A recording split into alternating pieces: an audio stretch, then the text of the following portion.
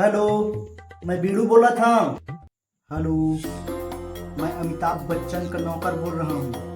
कौन बनेगा करोड़पति से? अमिताभ बच्चन का नौकर। मैं आपसे एक सवाल पूछना चाहता हूँ। हाँ हाँ हाँ हाँ, पूछना का पूछना। तो क्या सवाल है, पूछना। एक इंसान के कितने रंग होते हैं? रुकना रुकना, थोड़ा लाइन में रही। एक इंसान के कितना रंग होते साले ना? पहले कितने श्याम पढ़े लिखे होना चाहिए।